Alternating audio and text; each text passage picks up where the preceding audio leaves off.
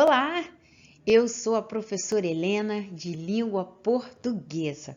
Sou morena, tenho os cabelos castanhos escuros cacheados compridos.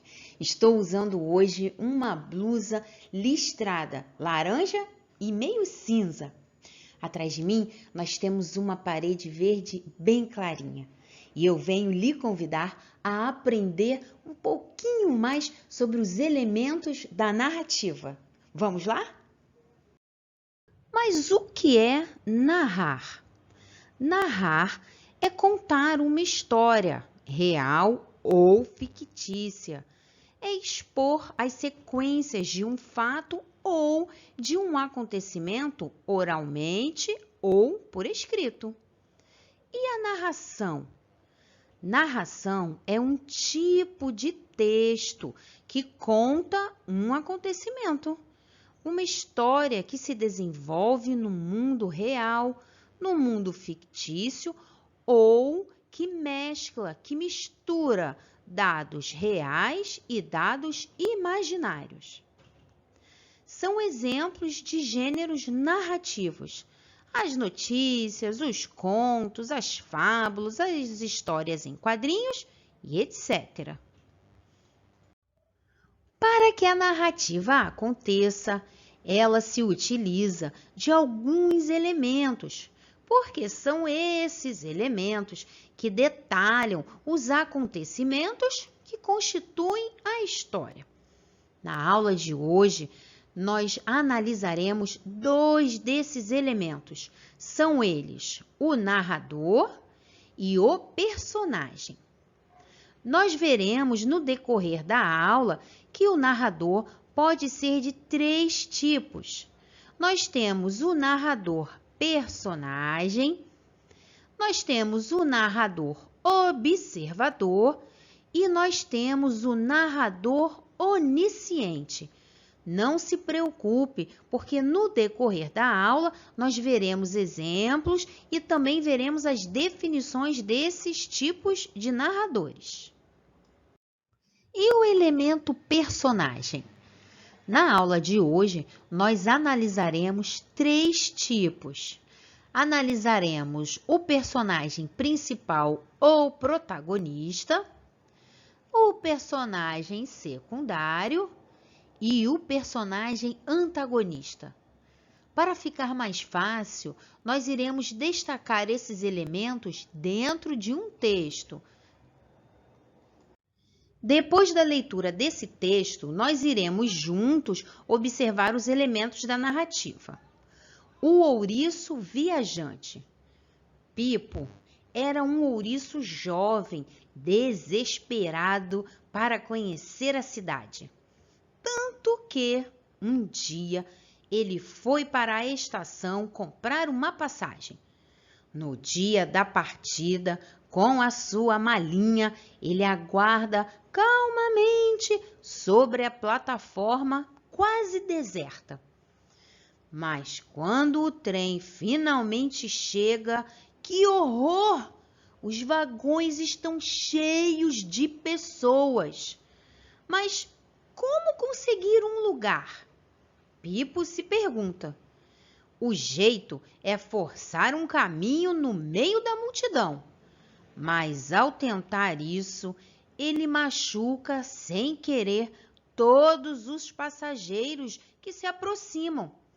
Os passageiros começam a reclamar, a gritar e então Pipo acaba expulso do trem. Pacientemente, o ouriço espera o segundo trem, que chega tão lotado quanto o primeiro, e Pipo resolve esperar o próximo. Isso é demais, disse ele. Já que é assim, não vou mais para a cidade. É isso. Irritado, Pipo se prepara para sair da estação quando ouve um grito. Ei, Pipo! Aquele é o maquinista do próximo trem. Ele se aproxima e descobre que o maquinista não é outro senão seu primo Pipoca.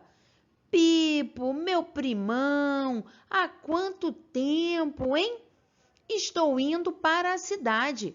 Você quer vir junto? E Pipo, todo feliz, senta confortavelmente ao lado de seu primo. Há muito espaço na locomotiva e o melhor é que ali ele não machuca ninguém. O trem apita e lá vai Pipo a caminho da cidade. Nós iniciaremos a nossa análise pelo narrador. Nós iremos perceber qual o foco narrativo escolhido para contar a história. E como nós vimos anteriormente, são 3 os tipos de narrador que nós temos, são 3 os tipos de foco narrativo que nós podemos ter. O narrador observador é aquele que não participa da história. Já o narrador personagem é aquele que participa ativamente da história e por isso que tem esse nome, narrador personagem.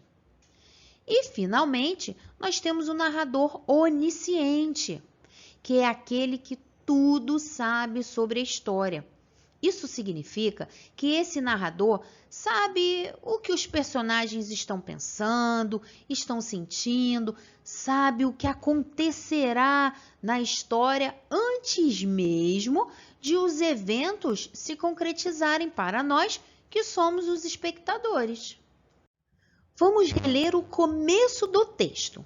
E Pipo, todo feliz, senta confortavelmente ao lado de seu primo.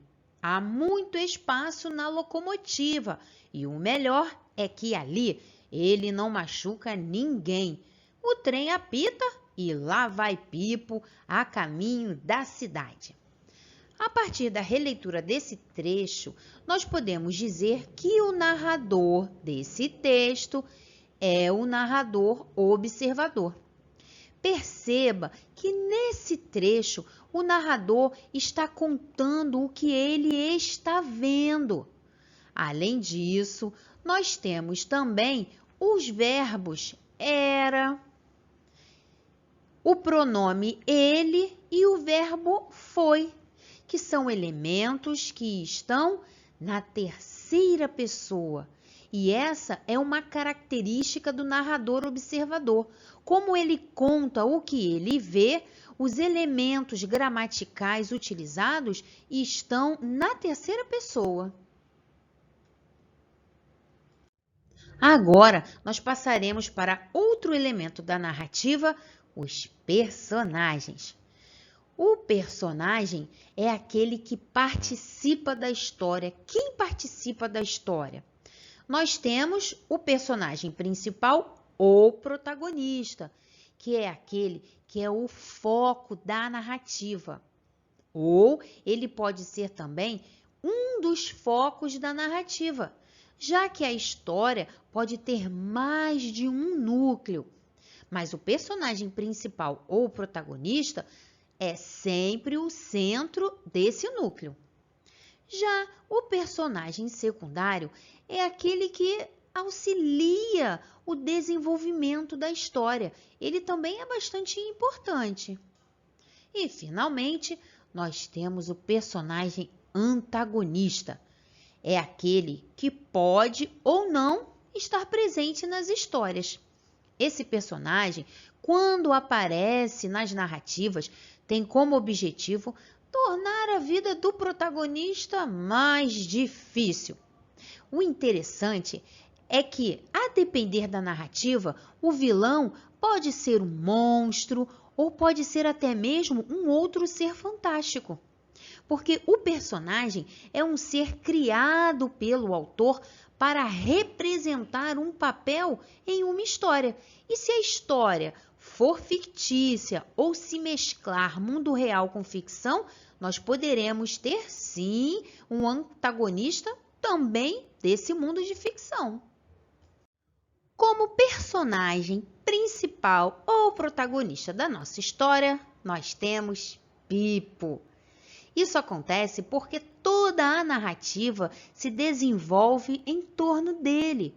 O texto nos fornece informações sobre ele, como nós podemos perceber aqui nesse parágrafo que eu destaquei para a nossa análise. Pipo era um ouriço jovem. O parágrafo já começa assim. E no seu desenvolvimento, o parágrafo vai sempre falando do Pipo. Ele foi para a estação, ele aguarda calmamente.